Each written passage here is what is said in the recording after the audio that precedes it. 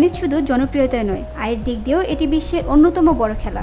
Novak জকোভিচ থেকে শুরু করে আরিনা সাবালেঙ্কা গ্র্যান্ড স্ল্যাম জিতে নিয়ে যান কোটির পর কোটি টাকার প্রাইজ মানি। কিন্তু প্রশ্ন হলো, টেনিস খেলে প্রাইজ মানি থেকে সবচেয়ে বেশি আয় করেছেন কে?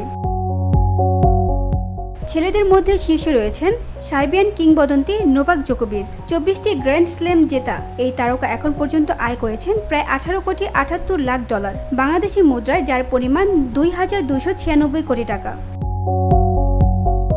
অন্যদিকে মেয়েদের মধ্যে সবার উপরে রয়েছেন সেরেনা উইলিয়ামস। 23টি গ্র্যান্ড স্ল্যাম জয়ী এই মার্কিন তারকার আয় 9,48,00,000 বাংলাদেশি টাকায়, যা প্রায় 1,158 কোটি টাকা। তার ঠিক পরেই আছেন সেরেনার বড় বোন ভেনাস উইলিয়ামস, যিনি আয় করেছেন প্রায় 521 কোটি টাকা। তালিকার তৃতীয় স্থানে রয়েছেন সিমোনা হালেপ। রোমানিয়ার এই তারকার প্রাইজ মানির আয় প্রায় 492 কোটি টাকা। বসুন্ধরা, উত্তরা, বনশ্রী, কুড়িল ও বাড্ডা সহ রাজধানীর বিভিন্ন স্থানে অভিজাত ও অত্যাধুনিক মানের ফ্ল্যাট কেনার এক নির্ভরযোগ্য প্রতিষ্ঠান প্লেজেন্ট প্রপার্টিজ লিমিটেড। তাই আপনার স্বপ্নের আবাসনের জন্য আজই যোগাযোগ করুন।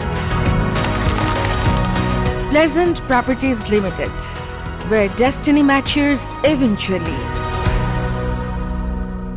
তবে মনে রাখা দরকার, এগুলো কেবল প্রাইজ মানির হিসাব।